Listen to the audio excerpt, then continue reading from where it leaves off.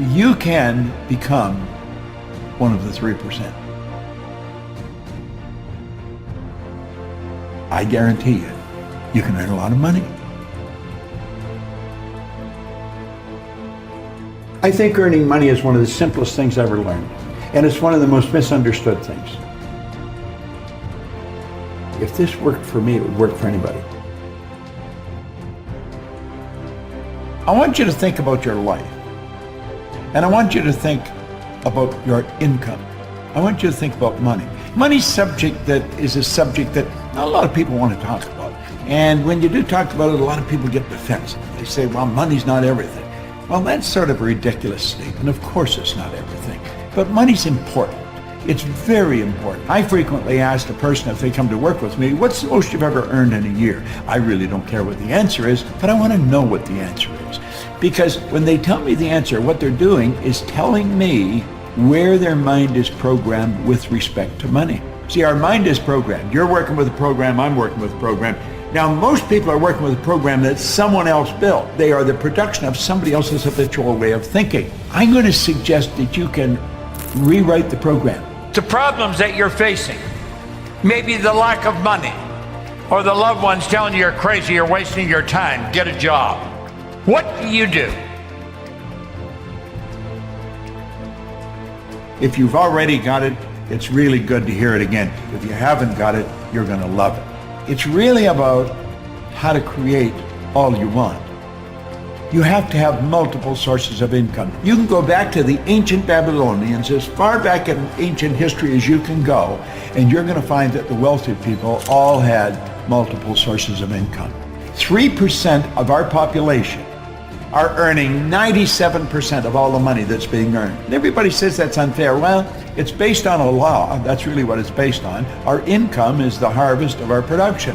That's really what it is. But 3%, some of those 3% are not very well educated insofar as we look at education.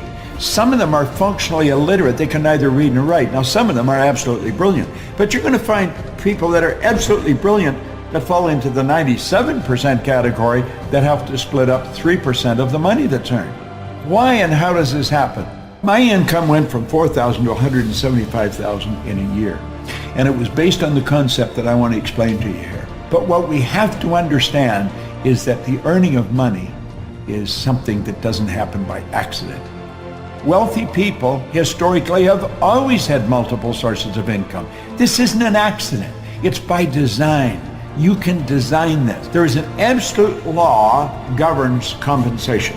We know that there's a law. If I let this go, you know it's going to fall. If I let this go, it's going to fall. It's not going to go up. It has to go down. It has to go down. That is an absolute law. It's called the law of gravity. That's a law of the world. The law of compensation is a law. And it's very exact. I want you to really pay attention to it, because this law clearly states that the amount of money you earn is in direct ratio, it's in exact ratio to the need for what you do, your ability to do it, and the difficulty there is in replacing you. You see, in my particular business, there's the opportunity to earn millions of dollars, and I have earned millions of dollars. Not because I'm smarter than the next guy, and it's not because I'm lucky. It's because I find myself in a field where there's a tremendous need for what I do.